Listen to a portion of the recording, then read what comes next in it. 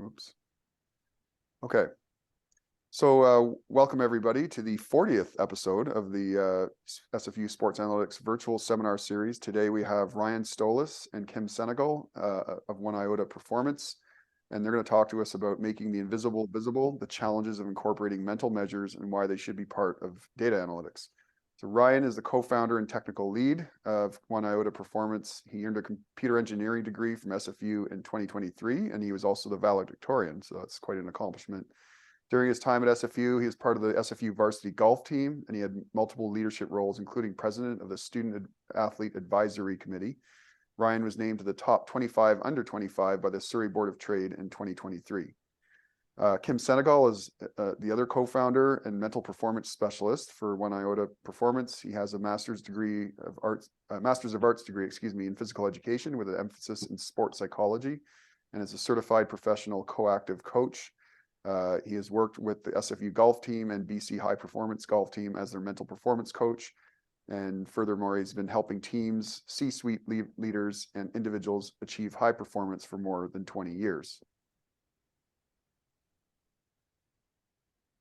Okay, so in terms of the talk, the topic, so mental performance is crucial for athletes to perform at the highest levels.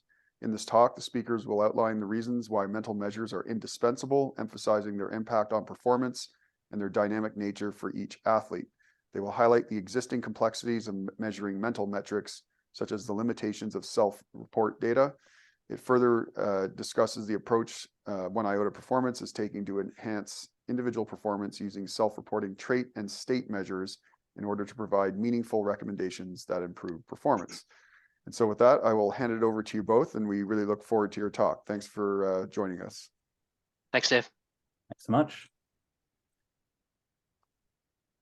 So I believe that should be up and running. So welcome, everybody. Thanks for having us. As Dave just shared, obviously our talk here is related to making the invisible visible and about the challenges of incorporating these mental measures. And so we're going to start off just kind of by diving into kind of who we are, what is Iota Performance, and what is our background. So at Iota, our purpose is to help individuals and teams consistently improve and achieve their performance and wellness potential. So Kim and I initially met and started off kind of in the space of golf. So I played on the golf team at SFU for a number of years. And during that time, Kim was the high performance mental performance coach at SFU. And so a lot of kind of the foundation around Iota Performance was how can we help golfers kind of improve their performance, and really around this focus of more than just their sport specific focus, but all aspect of the athlete, considering like the physical, the technical, the tactical, and specifically that mental element, which we found was underserved in the sport of golf. Kind of from that, we've evolved kind of to our focus today, where we're trying to merge kind of these three components of high performance, but outside of the domain of golf. And so those are kind of goal setting, in-depth habit tracking, and that third piece around in awareness, of individual tendencies, is basically where I think a lot of our talk is focused today. So how can we actually measure these elements of individual tendencies around mental performance, and apply those in a kind of a data analytics mindset?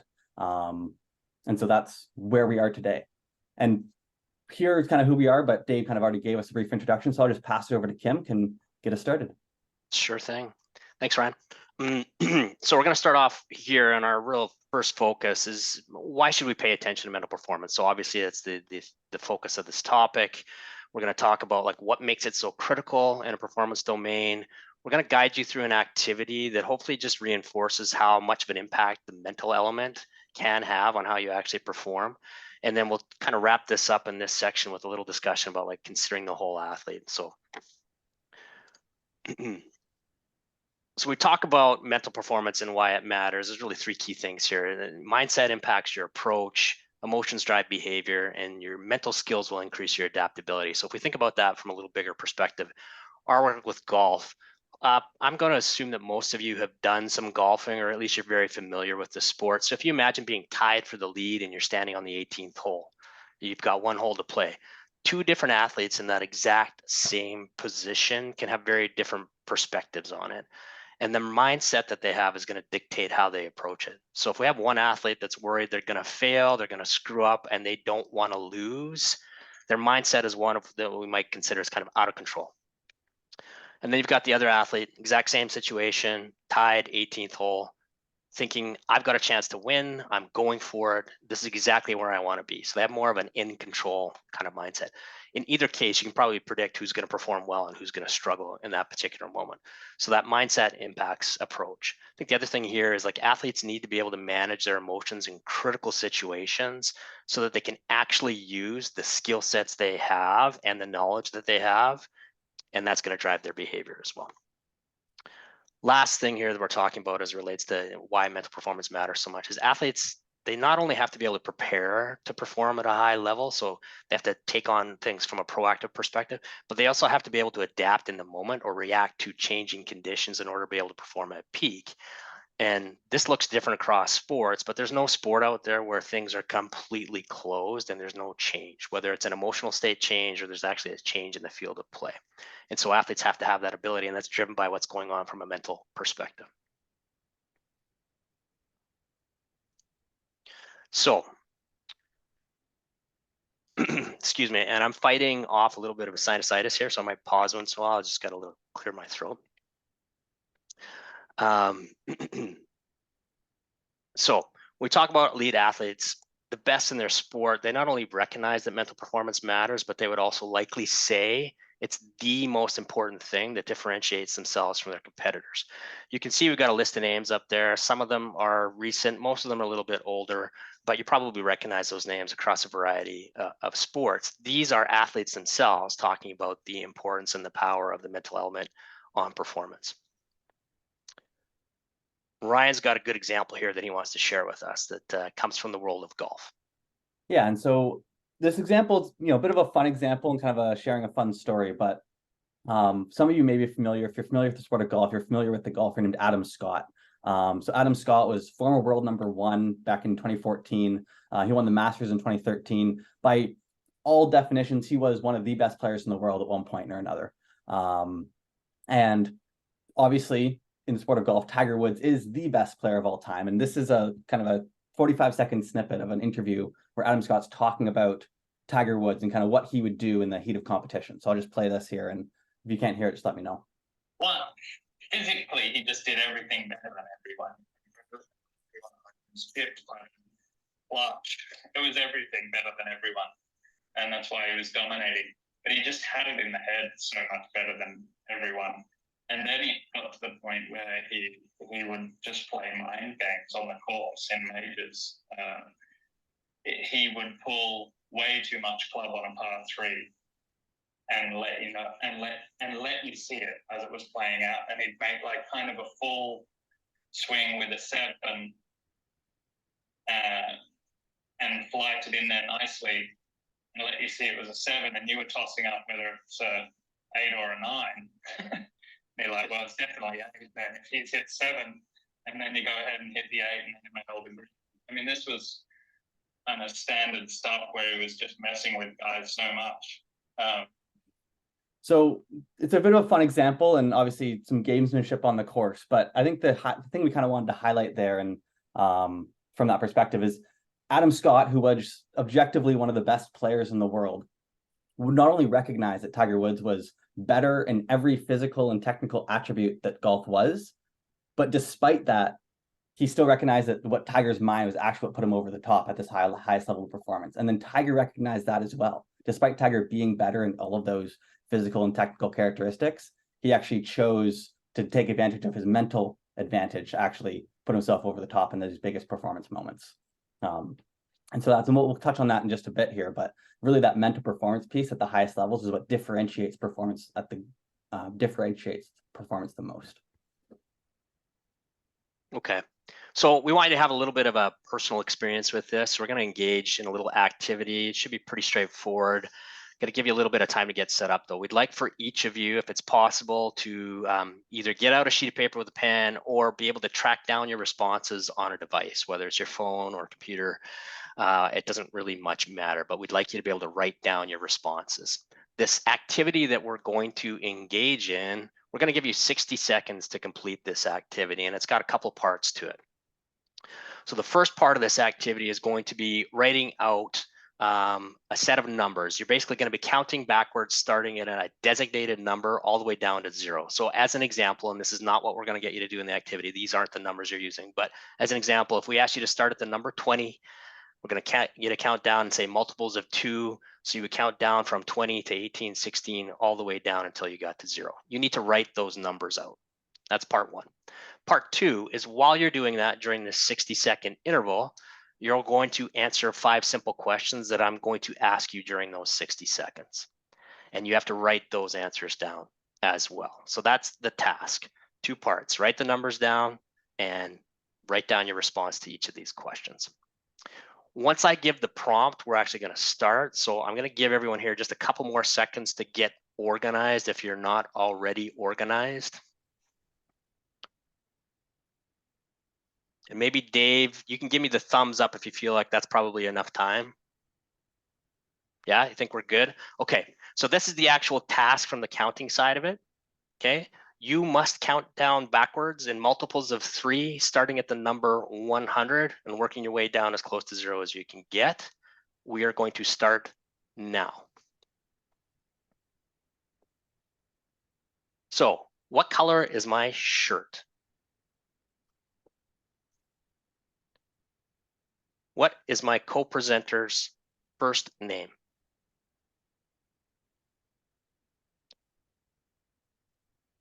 What day of the week is it?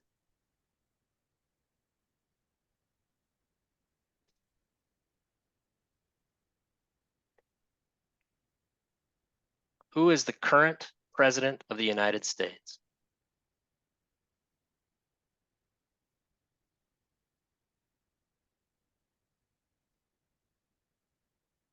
And what school is hosting this particular talk?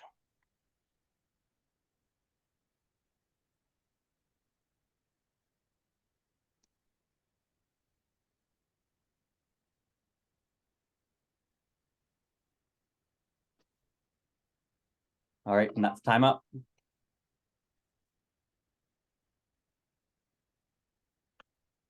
All right, so just using the chat area, how many of you actually completed the activity in the 60-second time frame? You can just put yes or no.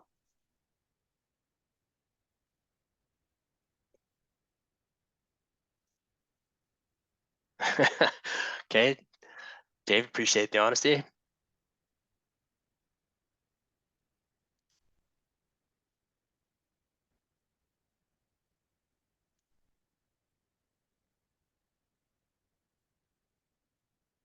Okay, so we could see here, no, got down to 22. Actually, I'm gonna get everyone to do this right now. Like, what were your actual final results? So put this in a set. So number of correct question responses. So 4 out of 5, for example.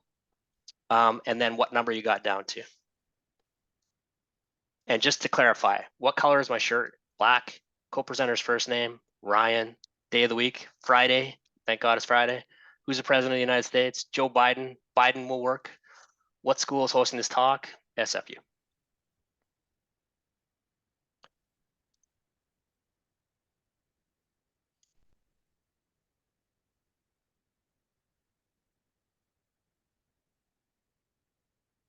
Okay. So we got a few answers here. No one, it seemed like, got all the way through it. How difficult was this task on a 10-point scale? 10 being like the most challenging thing you've ever done, 0 being like I could do this in my sleep all day long.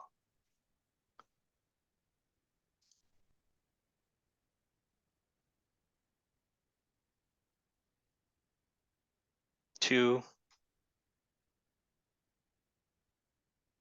Yeah, hopefully people get the idea, like this is not really that challenging, but switching focus is challenging. Yeah, and Dave points that out.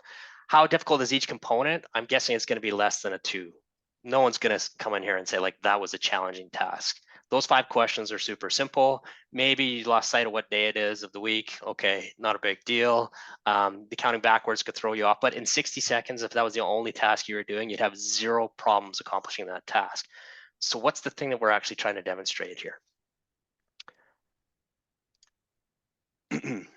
And really what we're talking about is the impact of the mental or the brain on your performance. So brain can only handle one attention demanding task at a time. So if you're experienced with shifting your attention, this might have been a little easier for you than someone who doesn't have to do that on a regular basis. All of those tasks, they're probably pretty automatic for you. Counting backwards and multiples, not really that challenging. Answering those questions, not really that challenging, but they are attention demanding. You have to pay attention to what's being asked. You have to think about the multiples as you count backwards. And then pairing the two together makes that even a little bit more challenging in terms of the attention demand, and you have to shift. If you have to do that, the increased demand is going to equal or result in a decrease in performance. So again, we're really simply trying to demonstrate that impact of the mental on how you perform. Everyone in this presentation here, or who's attending, is more than capable of doing both of those tasks. Combine them together, change the dynamics a little bit, and all of a sudden it increases load. So if we kind of put this back in a sport context, individual sport situations, when people's mindset is getting in the way, or their mental state or their emotional state is starting to trigger some things, if they're thinking about things that are happening off field or off course, it could interfere with their performance on course, a mental or emotional thing. Another example here, if we look at a team sport, and you see this all the time, like this is why football teams don't run unpracticed plays. The demands on attention would be so massive for their players, they're going to fail at it. It's also why they try to increase complexity on the field. They don't have the same look every time in their offensive set or their defensive set, because they want to confuse the opposition and increase that demand on attention, therefore have an impact on performance. So when we talk about this as well, we talk about 4 components of performance, and there's the physical, technical, mental, and tactical, and what differentiates the best from the rest. This graph that you're seeing, this chart that you're seeing, this is not an evidence-based chart. This is really anecdotal. It's based on my experience as a coach, as an athlete, viewing other coaches, talking with other coaches and athletes, and seeing this. You can see along the horizontal axis there, we've got beginners, competitive players, elite, and then getting to the professional level. As you move along that continuum, we're saying, hey, some of these things change in terms of their overall importance or impact on your ability to perform at a high level. And at the beginner end, you can see quite clearly, like physical and technical skills are the things that are driving your behavior. Your mental approach is not going to have a big impact on how you perform. You got to develop the skills. You have to have the physical capacity to do that stuff. But as we move along this continuum, we see that mental and tactical really increase in terms of their impact. And so it's really critical that we should be paying attention to this. For example, like if you walk through an airport and we saw a professional football team walking through there, you'd probably be able to identify that. If you've had that experience of walking through an airport, you see a sport team, you can probably guess who it is just based on body type, what they look like. In other words, what I'm saying is the technical or the physical aspects in this case, they're pretty common at the highest levels. Athletes share common characteristics. They're all strong, they're all fast, they all are able to do the same things. What's differentiating the best from the rest is how they think, and probably a little bit in some cases, their tactics.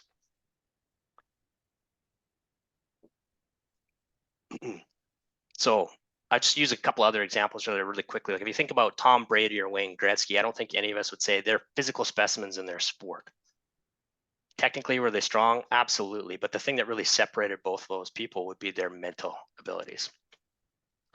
When we look at the bigger picture here again, so what are we missing?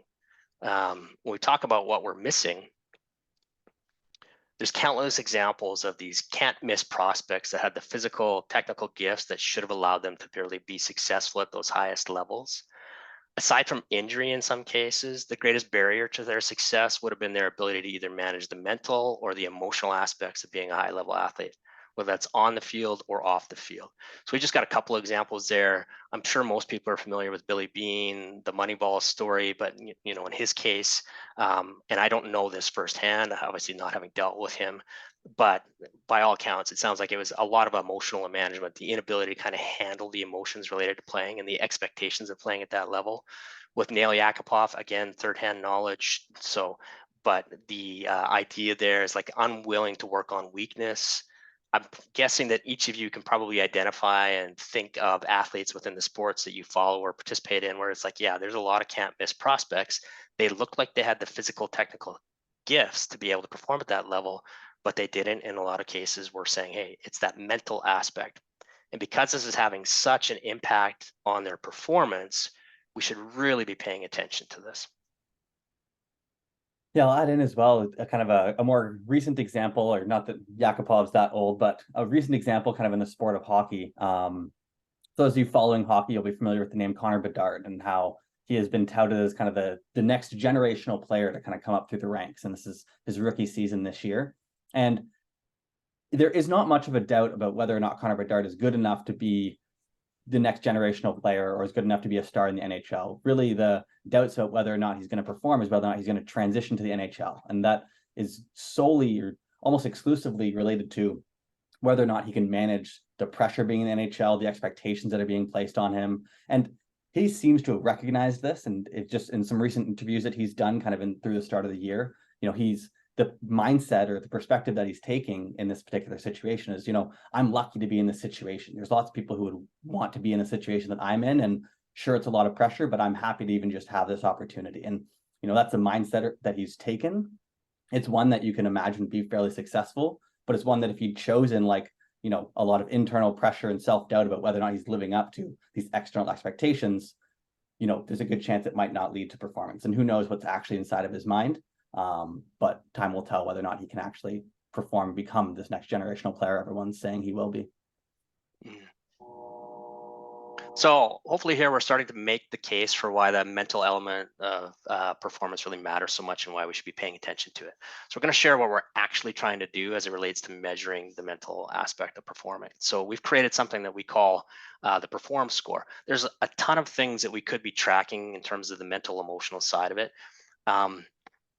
And it's really important from our perspective. We're trying to come up with a commercially viable, easy to use, digestible tool and product out there. And so we're not tracking everything, but we're trying to condense and put things together that make sense, that are pretty prominent, that people go to and refer to on a regular basis. And so based on that, we've identified really 7 core components of mental performance that we're tracking. And each of these includes multiple elements. So each of these includes 3 things. These are by no means exhaustive. We've selected items that we believe have the most impact and again are digestible for our audience.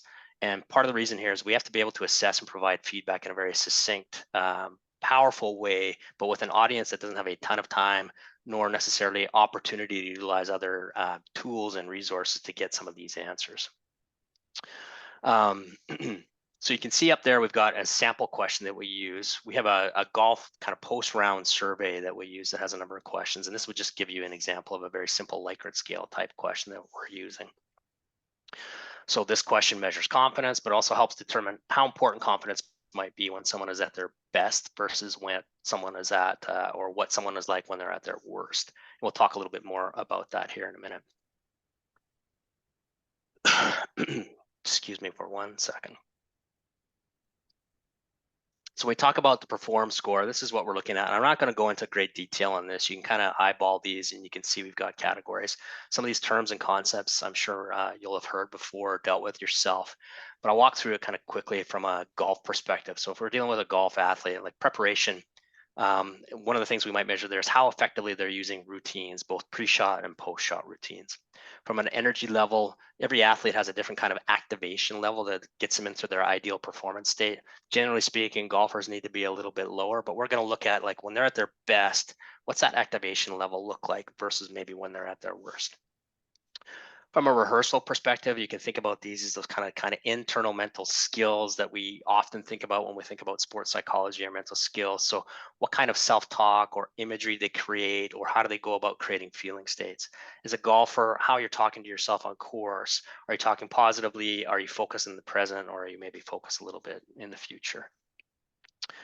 From a focus perspective too, especially with golf, we see a lot of ups and downs. You have a great shot, you have a terrible shot. You get a lucky bounce, you get a terrible bounce. How can athletes kind of regain focus after something negative happens on course? And this ties into our next concept here as well, our factor, which is resilience. So can athletes bounce back effectively? And we're going to measure that as one of those things. Like when things don't go well, how well do you actually bounce back? From a mindset perspective, here again, you can see motivation, self-perception, attitudes, and beliefs. We talked earlier about a mindset being on the 18th hole. So we might be looking at something like that. Is what are people thinking? Do they have confidence in the moment, or are they feeling a lack of confidence in the moment? And the last category here is self-awareness. And this is really the cornerstone or foundational skill of anything that's related to the mental element of performance. And the big thing here that we want athletes and that we'll track is like, what are their tendencies? Are they aware of those tendencies, and can they use them effectively to help them perform at peak? Awesome. So, in those last group of slides, our opening set, kind of the case you're making is kind of the importance of mental performance in the highest levels of performance. Of kind of the mental component in the highest levels of components. And as kind of having established that, I want to talk a little bit about kind of the challenges around actually measuring these mental performance metrics. The title of the talk being making the invisible visible. Obviously, mental metrics exist within someone's head, so that presents a challenge in and of itself. One strategy for that is kind of using self-reported subjective data and kind of what challenges exist in making sense of that. And then as well, kind of talking about how what exists in someone's head may be different for me than it is for Kim, than it is for Dave. And what's going to work for each one of us is going to be different. So there's kind of these multifaceted aspects that need to be taken care of. So talking about this first piece around mental metrics being difficult to measure. So generally, statistics that are used today can be measured by an external party with a high degree of accuracy. Just to pick on a couple, like if you're going to pick on the sport of hockey, you can measure someone's time on ice or possession of the puck for a team extremely accurately, and you don't really need to be talking with any of the athletes to actually do that. You can just watch the game, pull out a stopwatch, and you can do it basically perfectly. On a mental metrics side, it's significantly harder to do that as an external party. I can't necessarily guess what Kim is thinking or what mindset he has. Now, there's arguments that you can make that with the advancements in AI, especially recently, you're kind of getting closer to be able to do this with technology. But for the most part, measuring a mental metric that's unobservable externally is almost something that you can't do, and it's certainly not going to be 100% reliable. The second piece there is if you can't observe it, then you have to rely on this idea of self-reporting. And a challenge that we've run in with some of the work that we've done to date is that you're now asking athletes to take a step beyond what they're already doing in their sport-specific training. And so you run into this challenge of buy-in and needing to convince athletes that what they're measuring is actually important. From a just general statistics standpoint, where you can observe it on your own, you can simply do the observations, come up with the solutions, and then present the athlete that value immediately. Whereas in this mental metrics case, we actually need the athlete to buy into obtaining that value through their self-reporting. And so that's another challenge there. And that third piece here I'd like to talk about is around calibrating these self-reporting metrics. And so there's not necessarily an objective way to ensure that someone's going to report accurately every single time. So if I'm asked a subjective metric, my answer today might not be the same as my answer tomorrow on the same scale. So I might say, the example of pain tolerance. So, I'm feeling an 8 out of 10 pain today, whereas tomorrow I could be feeling the same, but because of some external factors, I'm actually going to report that same feeling as a 7. This is a problem that exists from health professionals actually asking people about pain and how do they actually calibrate these metrics so that they can get some kind of meaningful information from it. So digging into that piece a little bit more is this idea around making sense of subjective data. If we're going to do any kind of analysis, we need quantitative data for the most part. And even if you're going to accept qualitative metrics, you'll need some way to convert that into a quantitative state to actually make sense of it on a large scale. An example of this, to highlight this mental metric, is this idea of mood, which is well established kind of within a psychometric state or industry. If I was to ask you on a scale from happy to sad, where would you rank frustrated? And the question or the answer is probably going to be, have no idea. Where does frustrated fit on a scale from happy to sad? And the answer is that it doesn't, because there's this other dimension of mood that you have to take into account. And so it's not necessarily a problem that is unsolvable, right? You can just add in other variables and dimensions into the quantitative value, but it certainly just adds a layer of complexity in a lot of these mental metrics. And mood is a simple one to understand, but a lot of these other elements are going to be very similar in the fact that there's not necessarily a simple linear scale that you can just assign these qualitative values to. And as I mentioned before, kind of with these reporting, someone rating on a linear scale, let's say on a scale from 1 to 10, their answer on Friday might not be the same as the answer on Saturday. And 8 out of 10 today isn't going to mean the same as an 8 out of 10 tomorrow. And so these are basically some of the problems that need to be accounted for in kind of making sense of the subjective data. This last piece we wanted to touch on is this kind of idea that performance is multifaceted. And so it's not a one-size-fits-all solution. What's going to work for athlete A isn't necessarily going to be what's best for athlete B. So in this particular case here, we've built out kind of these three profiles or mental profiles in a really basic sense for three top-level hockey players in the NHL today. And so what I basically want to do, and you can add kind of your responses to the chat if you're interested in them, is which athlete, which of these A, B, or C do you think Alex Ovechkin is most like? So you can just type in a letter A, B, or C in the chat. Who do you think Alex Ovechkin fits into one of these athletes? And if you're not familiar with hockey, obviously it'll be extremely challenging to make a guess at that. But if you are, then perfect. All right. And so the second one here is, which of these athletes, A, B, or C, do you think is most like Austin Matthews? And so we can guess another athlete there. And then the third one to add in is, which of these athletes is most like Connor McDavid? And maybe there's going to be some differences. Oh, actually, I'm going to say, Connor McDavid's actually C. So yeah, I guess Dave there is thinking Connor McDavid's like C. So what we kind of want to highlight here is that all of these athletes are, one, extremely successful in the sport, in NHL, right, in hockey. But what actually makes them their best from a mental perspective isn't actually the same. And the second piece here is that we might actually not all be in agreement with what these ratings are. In our assessments, we actually said that Alex Ovechkin was an A, Austin Matthews was B, and Connor McDavid was a C. So the point is that, as we mentioned earlier, observing these unobservable characteristics from an external party is difficult. You might be able to debate back and forth and find some agreement, but it's not going to be perfect in the same way that general statistics are going to be around, call it time on ice or goals or assists or something along those lines. And just to kind of address the image in the bottom here is an example of like a perform profile that we would actually be provided to an athlete in kind of doing golf analysis.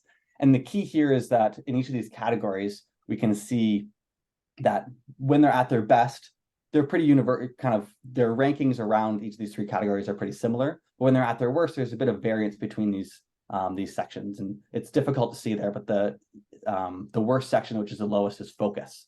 And so that allows us to highlight the fact that your difference in focus is actually one of the factors that impacts performance the most. Now, the gap here between an athlete being at their best and at their worst here, which is relatively large, suggests that this athlete's mental skills are actually one of the core factors actually holding them back from being their best. And if that gap was closed, then it would be like their skill sets are similar when they're at their best or worst. And there's other elements in their performance that are impacting that, maybe physical or technical aspects. Yeah, just to add to that, Ryan, so, and I'm sure people can pick up on that, but like if you look at those comparison between best and worst, an athlete who's strong on the mental performance side, their gap between best and worst in those scores would be far smaller. So we might see just a minimal gap there. What we would typically see as we move up levels is you have a few of those categories where an athlete is pretty tight on best and worst, and then one that might be there's a big variance. And so that tells us, we better pay attention to that. So why should we be incorporating these mental metrics? And hopefully we've made a pretty strong case here again, but like by ignoring the mental metrics, we're really ignoring what's arguably the biggest differentiator performance at the highest levels. So it allows athletes to actually tap into those skills and physical gifts that they have that have allowed them to get to that level. If you take the words of Yogi Berra, 90% of it is mental that allows someone to perform at that level. I think for us as well, we haven't seen a lot of people trying to do this in a way that would be effective or easy to apply in a more general sport performance context. There are certainly instruments and measures out there. There's lots of them. The TASE is a good example, but these are big, long instruments. They take a while to implement, and it doesn't relate to something that you can easily pass information on to, say, an athlete or a coach right away. You'd have to be pretty well versed in that or utilize the services of, say, a sports psychologist to be able to put that into effect. So in terms of our approach, just to give you a little more detail about what we're doing and how we're doing it, I think the very first thing here is we're pretty early in our journey. So we don't have a lot of data points yet. So we want to be just really upfront about that. we realize that we're likely going to have to make some adjustments along the way in terms of either how we frame the questions or define our concepts. So we expect that that's going to happen over time here as we get a little more refined and get better data. We're also using self-reporting measures because of what I've spoken about already and what Ryan has referenced. We need ease of implementation, being able to utilize devices with athletes when we want to take 5 minutes to, or they're willing to provide 5 minutes to give us feedback, isn't going to work real well, at least not yet with what we have available to us.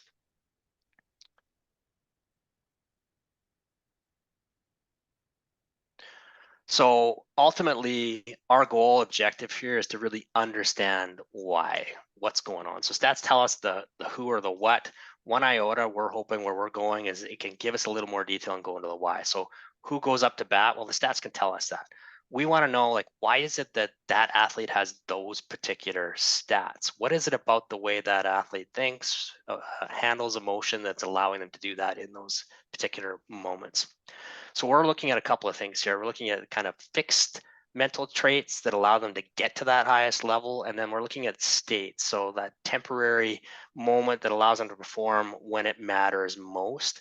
We're trying to measure both of those. And so traits, we can think about these as we're using them for baseline essentially, and their core characteristic or tendency, they're a little more fixed, probably a little more narrow. This is like what someone would be like in their default mode. So, they're probably there 95% of the time. So we're trying to measure that. We're also looking at states. So what's happening in a specific moment. And so as an example with golf, post round, we're asking them to fill out our perform score. So it's a reflection of their state having just played. We're looking at the same factors, those PERF, etc. factors that we have identified and perform. And we're measuring those. We're using this information so that we can determine and make recommendations moving forward. We really need to understand, like, what state is an athlete in when they're at their best versus when they're at their worst, because the state is a reflection of that moment in time. It's temporary, it's highly flexible, and it can be a wide range. So as an example, like a baseline on an athlete's energy might consistently be, say, at a 4 out of 10. When they play their best, that might jump to an 8 out of 10. We need to know that so we know how to work with that athlete or identify if they're really struggling to get to this thing that helps them play their best. And just imagine like Wayne Gretzky as an example. And I don't know Wayne Gretzky personally. I've seen him in lots of interviews on TV, but I personally would describe him as probably like a little lower on the energy scale. If you just interacted with him on a regular basis, seems pretty calm, pretty relaxed, pretty chill. I doubt that that's the same exact state he was in when he was playing on the ice. He probably had a little bounce in that in order to get to his best. Another example from the world of golf, again, is like with our athletes in particular, tournament golf, and I don't know how familiar people will be, like we have a team of 8 to 10, we can only take 5 to an event. They have to qualify. That means playing 2 to 3 rounds of golf as a way that we determine kind of who is best positioned to go to the next event. Some athletes really struggle with getting either amped up appropriately to qualify because they just don't take it seriously, or we have others who emphasize the importance of qualifying, so they can't tap into their abilities. That's a state. Even though they should be able to perform at a high level, they can't because that moment is freaking them out. So us being able to understand them at their best and worst can help us kind of coach them through those kind of moments as well.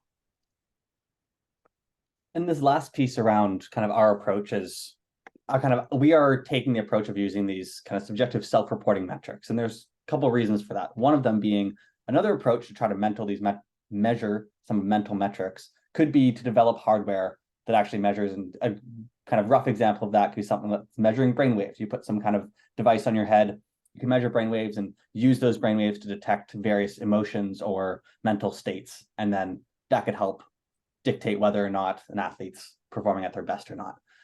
One of the challenges of that, obviously, from a capital resource, it's far more intensive than using much more simple, non-invasive subjective metrics. And so our approach is using the subjective metrics, which we know can apply in various situations, and also just a lot easier to work with in the initial stages. As I kind of mentioned, in terms of it not being kind of passive or non-invasive, there's certainly lots of limitations around, putting someone on something's head. Obviously, you limit exactly what sports you can necessarily be involved with.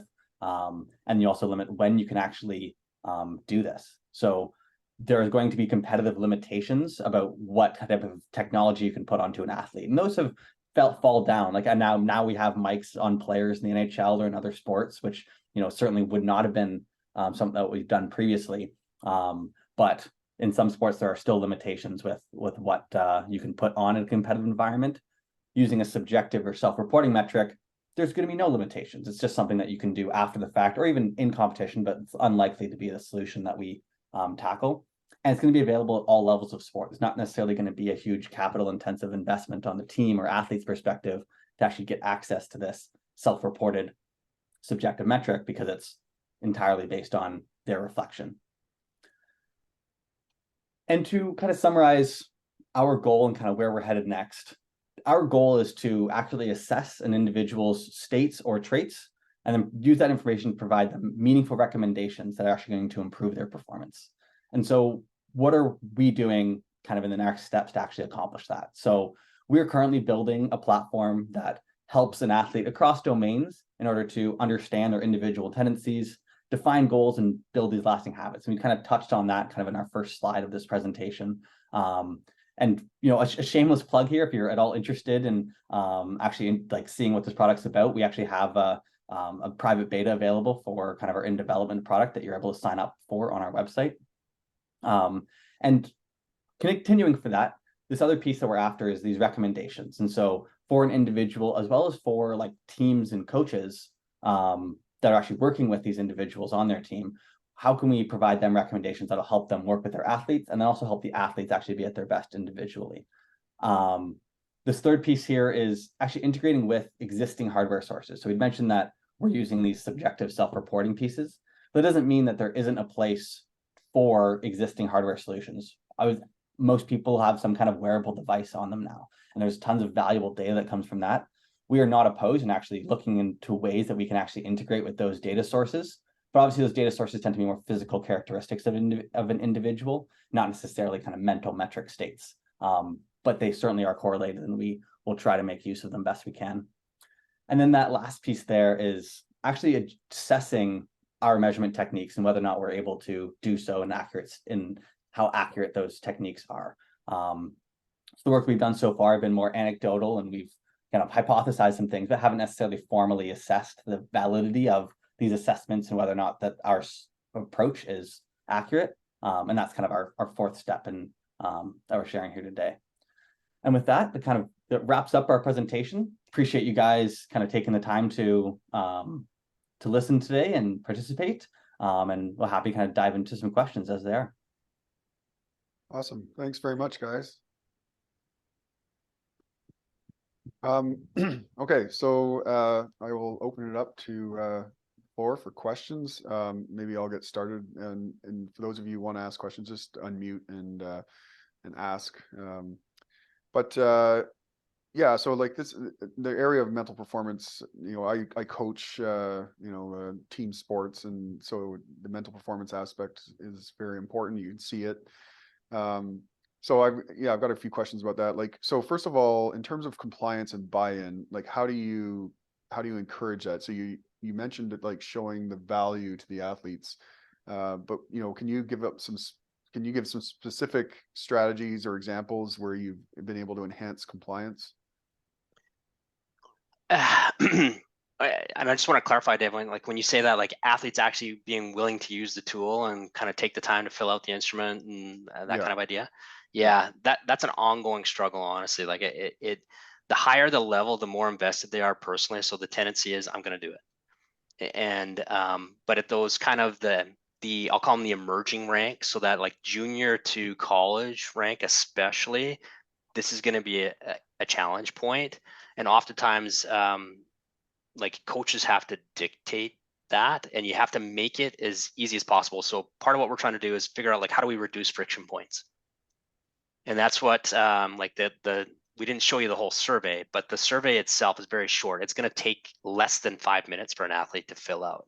So that's really important from our perspective to be able to provide that. The second thing I'd say is like build it into your routine as a coach in this case. If you're going to use a tool like this, make it automatic so the athletes don't have to think about it. If we're relying on the athletes to just go do this independently, it won't happen.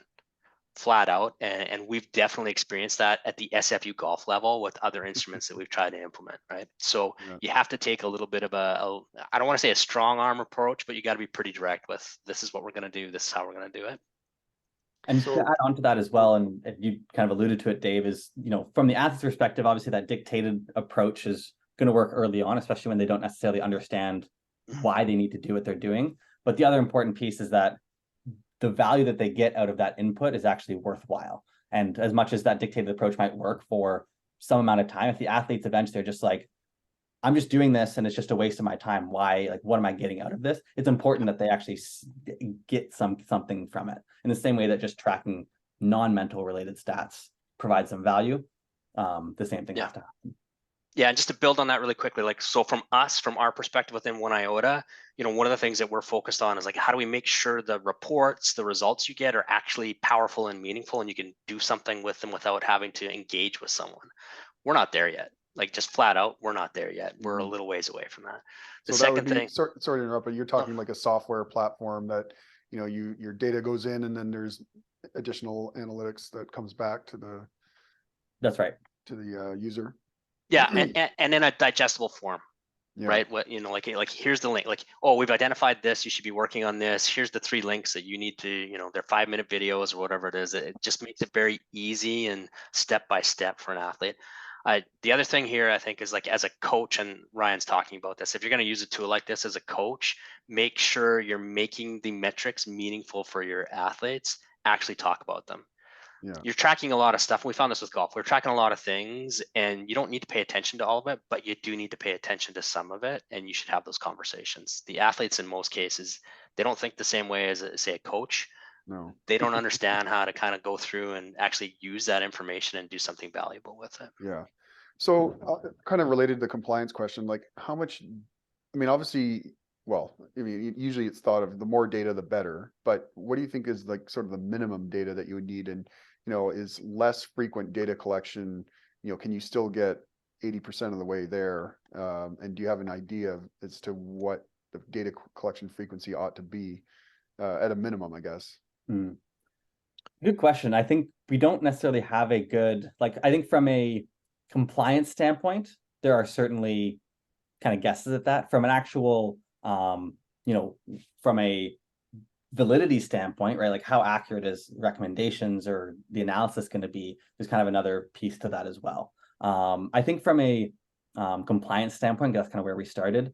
I think it's entirely dependent on whether or not the athletes, kind of what's the delay between an athlete obtaining some kind of value and the input itself. So, for example, with our kind of the platform or the tool that we have from the golf standpoint, you basically need at least 3 to 5 rounds of golf before you get any kind of analysis, and you need 10 before it's like an analysis that we're actually happy with and will validate.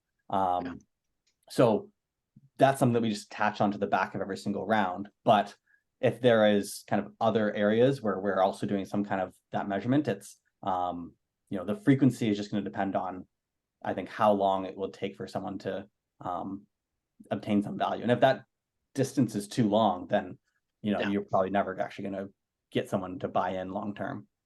Yeah, and this is going to be somewhat sport dependent as well, Dave. Like if we take the golf team as a good example, like, they're playing rounds on their own. They're playing what we call qualifying rounds to, make sure they're part of the group that goes to the next tournament, and they play tournaments. They can get a lot of rounds in over the course of the season.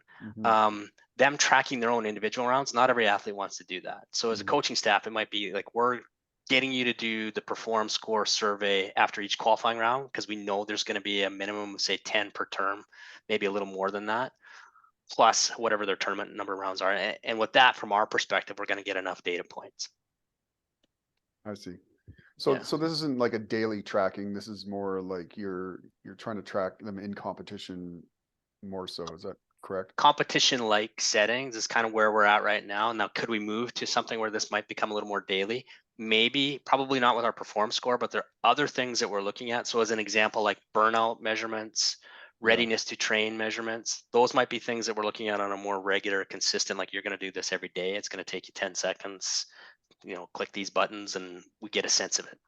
Yeah. Oh, that's interesting. How in your experience, and maybe Kim, this is more directed towards you, but how trainable or malleable is mental performance in your experience? And like, what's the timeline for significantly improving one's focus, preparation, et cetera, Right. the different components? I mean, that's a great question. It's super malleable. First of all, it can change considerably. Step number one, though, is the athlete has to be willing. And so the challenge is kind of like metrics. Mental is invisible, so to show progress on it is a little bit more challenging than if someone took their club out and we're like, oh, we're going to adjust your grip a little bit and see if that has an impact. You can see that immediately with feedback. It's tougher on the mental side. So although athletes are able to change, you have to kind of find a way to show them that things are happening that are working in their favor. And so it can be very process oriented to show that. And then you also need to try and tap it into the results at the end.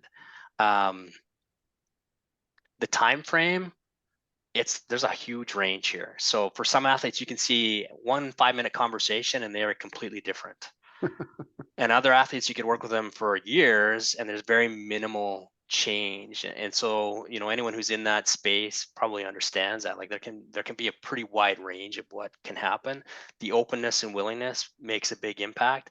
And of course, I am not a counseling sports psychologist. I don't have that kind of designation background, but like if anyone's dealing with underlying, say, mental health issues, you're dealing with different issues entirely than performance related. So Yeah, for sure.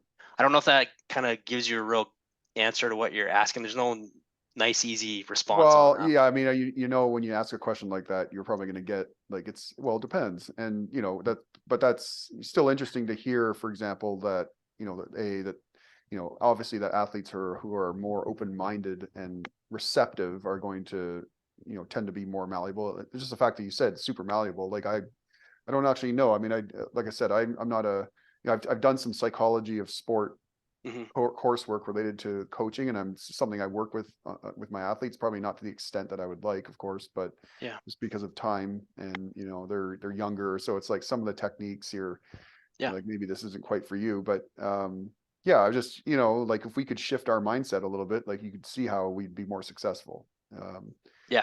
And sure. But that's it's hard to change those habits. One more specific question. So you talk about energy and this relates to arousal state. And so arousal state, you're on the continuum of, super amped to relaxed. Like you want to find your optimal, where you are optimally for your sport. How do you, the concept of promoting relaxation and calm seems very like relatively straightforward, but how do you promote improved energy or like getting people more amped up? Like what are some of the strategies used for that? Wow, that's a great question, a tough question. I'm going to say, like, one, it's very, to me, domain specific. So like what I would recommend in a golf setting is completely different than what I would recommend in, say, a hockey or a football setting. And so in that respect, there's kind of a fine line. So if you think about that performance curve that we're talking about here, the arousal curve, there's a fine line between being overactivated and underactivated. So it's more about kind of understanding each individual athlete and then figuring out what's going to get them a little further along that baseline. In terms of activation strategies, like a lot of time, it's going to be either a physical thing or it's going to be and by that, I mean, like we might actually get an athlete to do jumping jacks to get a little more activated.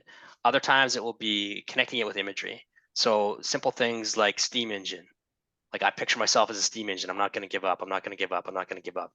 Things like that. But in golf, a lot of that comes down to the prep ahead of competition. And so a lot of it will be dictated by like doing some discovery work to figure out like, are they ready to go at the beginning of a round or are they not ready to go? And if they're not, what's interfering with that leading up to the event? And so it's not very sexy sounding. There's no like easy button to push, but it's a lot of kind of detective work and figuring out like, oh, there's 3 factors here at play and they can be wildly different. It could be like they go to bed late, so we got to get them to go to bed earlier. So yeah, there's a lot of things there. That's a side conversation though as well. Like Dave in particular, if you wanted to talk about that, we could talk about those strategies, but there's a ton of others out there. I'd be hard pressed to go through everything that you could possibly do there. Fair. Okay. Well, thank you for indulging me to the extent that you did. Hey, Tim, do you have a question you want to ask? Can't hear you, Tim. I think you're having that audio problem that you've been having. Type the Sorry. question. Yeah, do you want maybe just type in the chat?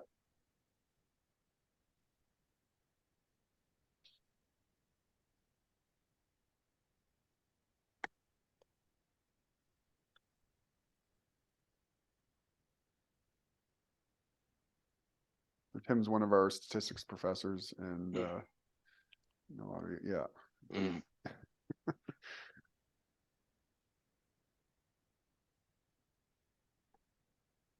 So just while Tim's typing in, I'll ask one last one. So I know we talked about before, like some of the what are some of the golf analytics? So like, the performance metrics that are typically used out on the course, and how are they measured? And this is something that you could interface your self-report measures with actual golf analytics.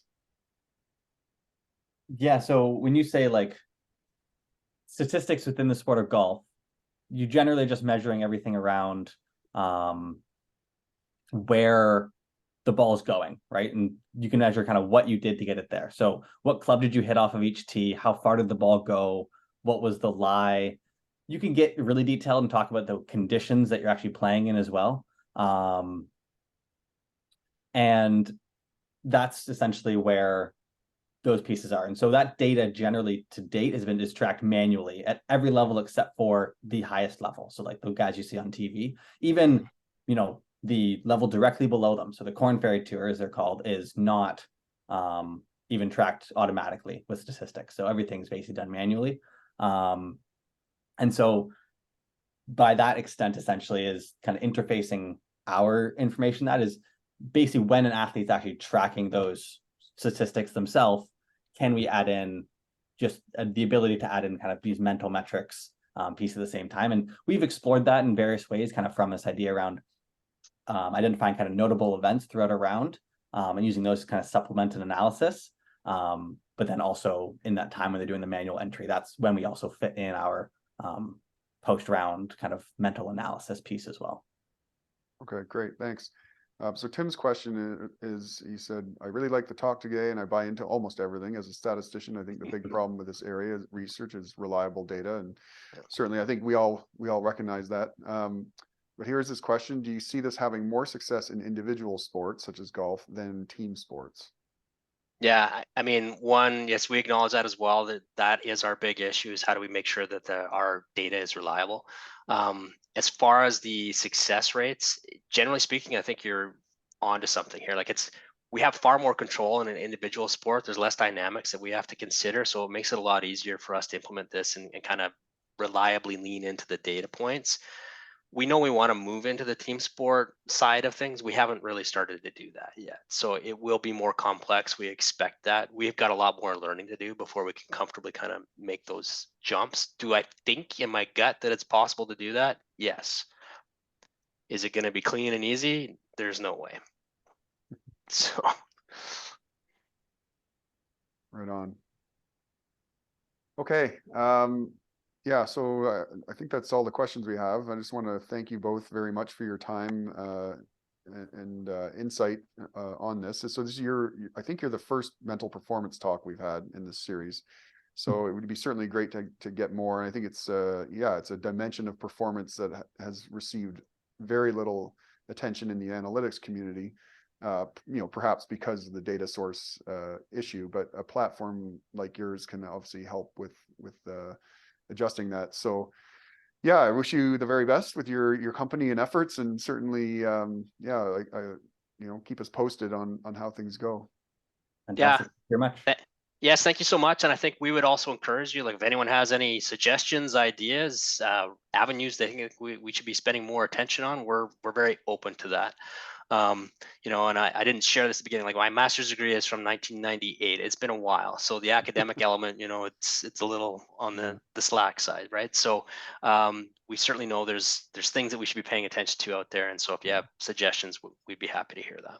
Okay, great. Well, maybe we can talk a little bit offline after the fact here, and but for now, I'll just stop the recording shortly. But before I do, just thank you once more again for a really interesting talk. Thanks again. Thank you.